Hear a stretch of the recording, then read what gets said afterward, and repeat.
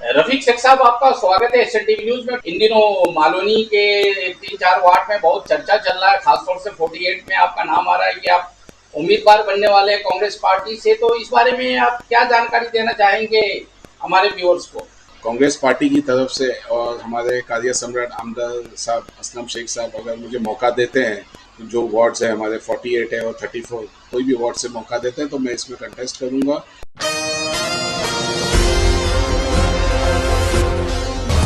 मालवनी में बल्दी इंतखाबात के तनाजुर में सियासी सरगर्मियां तेज हो गई है। इसी दौरान वार्ड नंबर 48 से कांग्रेस से रफीक शेख के मुकाबला करने की इत्तलात गश्त कर रही है। इस सिलसिले में एशियन टीवी न्यूज के नुमाइंदे अब्दुल समद शेख ने रफीक शेख से बात की। रफीक शेख ने बताया, अगर कांग्रेस पार्टी रुकने असम्बली असलम शेख ने उन्हें मौका फराहम करते हैं तो वो ज़रूर वार्ड 48 या 34 से इंतखाबात में हिस्सा लेंगे। रफीक शेख ने कहा कि वो मज़कूरा बाला वार्ड्स में प्लेग्राउंड के मसाइल को हल करेंगे, तालीम को अव्वलीन तरजीह देंगे, नौजवान नस्ल को साथ लेके आगे बढ़ेंगे और हर लिहाज से तरक्की ही उनका नस्बुलैन होगी।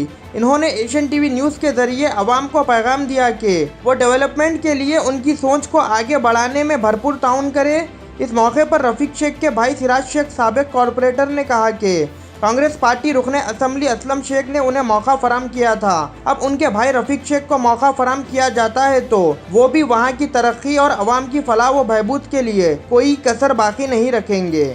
पेश है महाराष्ट्र मुंबई से नुमाइंदा रिपोर्टर अब्दुल समद शेख की एशियन टीवी न्यूज चैनल के लिए ये खुसूसी रिपोर्ट। हेलो फ्रेंड्स, मैं हूं अब्दुल समद शेख, आप देख रहे हैं एशियन टीवी न्यूज। आज मैं आया हूं मालोनी वार्ड नंबर 48 से उम्मीदवार बनने वाले रफीक शेख जी और पूर्व नगर सेवक साबिक नगर सेवक यहां सिराज शेख जी बैठे हुए हैं। और रफीक शेख जी जो मालवनी में रहते हैं, महाड़ा में रहते हैं, और इनका चर्चा इन दिनों बहुत जोर शोर से चल रहा है कि वार्ड नंबर 48 से कांग्रेस के उम्मीदवार होने वाले हैं। तो इनसे हम बात करेंगे कि वार्ड नंबर 48 से कैंडिडेट बनने वाले हैं या वार्ड नंबर 34 से बनने वाले हैं।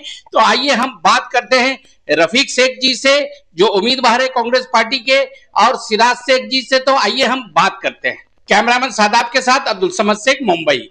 रफीक शेख साहब, आपका स्वागत है एसएन टीवी न्यूज में। इन दिनों मालोनी के 3-4 वार्ड में बहुत चर्चा चल रहा है, खासतौर से 48 में आपका नाम आ रहा है कि आप उम्मीदवार बनने वाले हैं कांग्रेस पार्टी से। तो इस बारे में आप क्या जानकारी देना चाहेंगे हमारे व्यूअर्स को?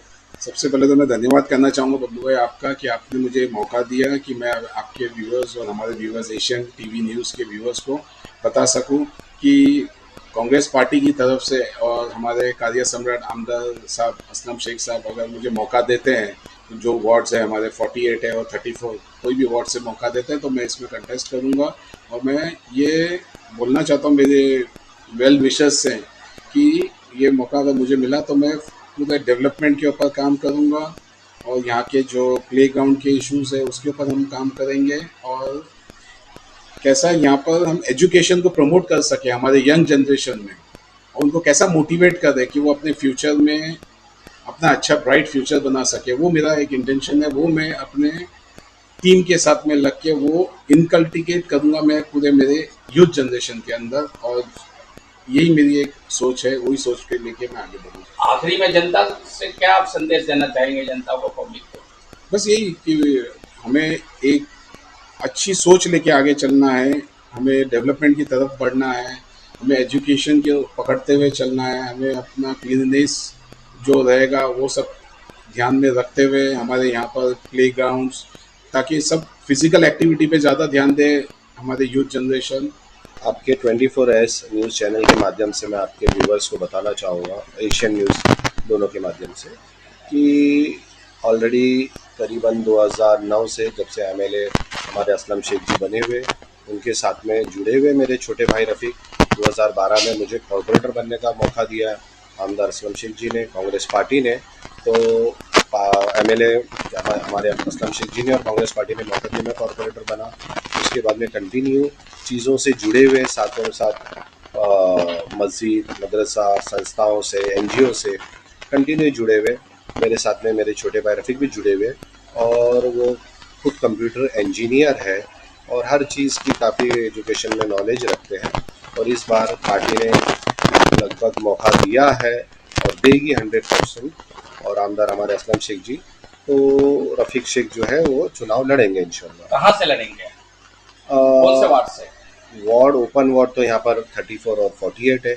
अब जिसमें से भी आदेश होगा उसमें से लड़ जाएंगे।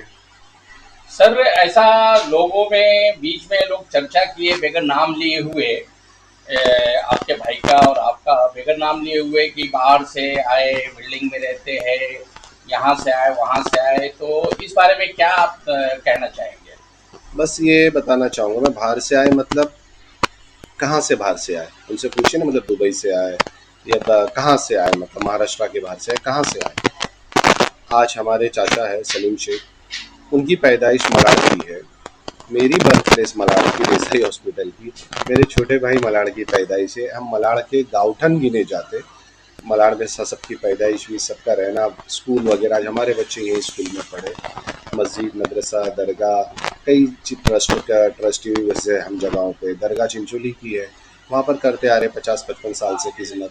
तो जो बोल रहा बाहर से आया वो खुद, उसको फिर नॉलेज नहीं है, और या फिर इलेक्शन फीवर बोलते ना कि कुछ भी उस टाइम पे आदमी बक देते, मे भी शायद इस तरीके से कुछ बातें कर रहे होंगे, तो उसका कोई तथ्य नहीं है। सर आप अपने टाइम में कारपोरेटर रहे और काफ़ी काम किया, तो आप किस इलाके से आप इलेक्शन लड़ रहे हैं, और जो वार्ड नंबर 34 से आप कारपोरेटर रहे, उस टाइम में कितना था सर? 30 नंबर। 30 नंबर था, आज 34 है वो। हाँ। सर वार्ड नंबर 48 से मैं सुना हूँ कि रफीक शेख जी कैंडिडेट बनेंगे, ऐसी उम्मीद की जा रही है, जनता में ऐसी चर्चा है, तो क्या क्लियर करेंगे कि आप वार्ड नंबर 48 से मांगा है आपने? बता रहा हूँ आपको, 2 ओपन वार्ड है, और जहाँ से भी कांग्रेस पार्टी आमदार असलम शेख जी आदेश करेंगे, टिकट मिलेगी, वहाँ से लड़ेंगे।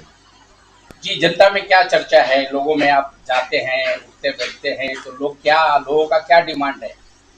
लोग यही चाहते हैं कि भाई ज़रूरत पे काम आने वाला हो, जिस तरीके से मेरे टर्म में था, ऑफिस में हमारा कंटिन्यू बैठना था, लोगों को काम आना, काफ़ी सारे जो प्रॉब्लम्स लोकल थे उसको सॉल्व किए।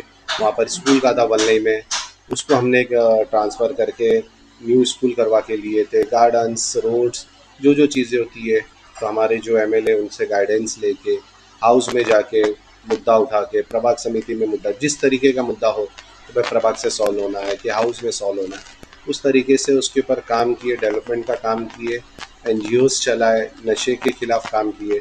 और हमारी जो ट्रस्ट है वो एक 18 साल से काम करती है, लड़की की शादी होती है तो उसके घर पे खाना भेजना, और जो बच्चे रहते 9, 10, 11, 12, फीस का अचानक कोई दिक्कत आती है, कुछ प्रॉब्लम होता है तो उनके स्कूल कॉलेज के नाम पे चेक देना विदाउट पब्लिसिटी।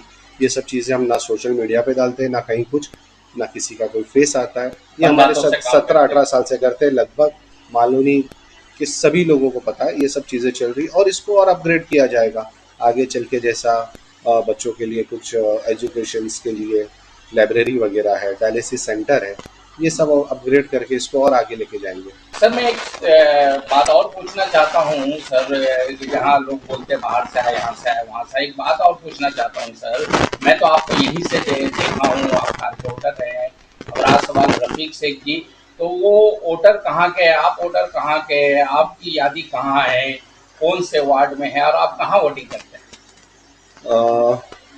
मालवनी में रहते, मालवनी वार्ड नंबर 49 को, अपना घर बिल्डिंग में हमारा आता है, 49 में वो वोट करते। अब ठीक है, हम लड़ेंगे, जहाँ से भी टिकट देंगे, लेकिन हमारा जो रहेगा वोट जाएगा 49 के लिए, और उसी तरीके से चलता आ रहा है ये।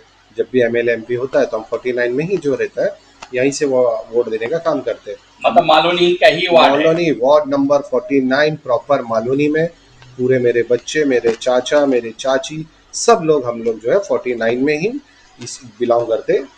रफीक शेख जी भी यही वोटिंग? यस 49 में मैं, रफीक हमारे साथ। सर लास्ट में आप जनता को क्या कहना चाहेंगे? ये बोलने वाले, इलेक्शन का टाइम होता है, माइक पकड़ने का मौका मिलता है तो माइक पकड़ लेते, कोई किसी वजह से पकड़ता है, कोई किसी वजह से पकड़ता है। आजकल जब बड़ी से बड़ी मीडिया जो है कॉरपोरेट लेवल पे वो कठपुतली बन चुकी है, तो हम छोटे बोलने वालों का मुंह किस का पकड़ने जाएंगे। हम हमारे काम पे, अपने जो है एजुकेशन पे, अपने जो काम आज तक किए उसको बिलीव करेंगे। हम हमारी अच्छाई दिखाने के हमारे पास बहुत काम है, तो मुझे मेरे सामने जो भी लोग आएंगे उनकी बुराई नहीं गिनाना है। भाई लड़ते लड़ो, कोई इशू नहीं। हम हमारा जो अच्छाई है वही दिखाएंगे। तो हमारे पास टाइम कम है, अच्छाई दिखाने के लिए टाइम कम है, क्योंकि ऐसी का 15 तारीख को इलेक्शन डिक्लेयर हो गया है। तो इस टाइम जो है हमारी अच्छाई दिखाने के लिए और अच्छाई गिनाने के लिए बस टाइम कम है। तो हम दूसरों की बुराई में कुछ नहीं जाने, कौन कहाँ से किधर क्या, किसके क्या के FIR से कौन कहाँ से क्या किया है, किधर से पैसे वसूली की, वो चीज़ों में हमको कोई इंटरेस्ट नहीं। हमको सिर्फ हमारा जो पॉजिटिव जो चीज़ हमने मालवनी के लिए की है वही हम दिखाएंगे, बोलेंगे। 18 साल से कम उम्र के लड़के और लड़कियों के लिए अजीम पेशकश। हैदराबाद दक्कन में एक नुमाया नाम माजिद एंड ब्रदर्स की जानिब से next gen EV motors EV showroom, जो बहादुरपुरा चौराहा किशनबाग रोड हैदराबाद में मौजूद है, जहां पर आपकी ख्वाहिश के मुताबिक 18 साल से कम उम्र के बच्चों के लिए बेहतरीन और खूबसूरत बैटरी की गाड़ियां मौजूद, जिसको लाइसेंस RC नंबर प्लेट की जरूरत नहीं है। इस गाड़ी को कम उम्र लड़के लड़कियां स्कूल और कॉलेज के लिए इस्तेमाल कर सकते हैं। इनके अलावा औरतें और सीनियर सिटीजन भी इस्तेमाल कर सकते हैं, जिसमें 10 ता 12 मॉडल्स दस्तयाब है, जिसकी कीमत सिर्फ 35,999 से शुरू होकर 86,999 पर खत्म होती है, जिसमें मोटर और कंट्रोलर की वारंटी 2 साल है, बैटरी चार्जर की वारंटी 1 साल है। ये तमाम models next gen motors Bahadurpura पर मौजूद है। मजीद तफसीलात के लिए 9246109197 या फिर 9246209197 पर रब्त करें।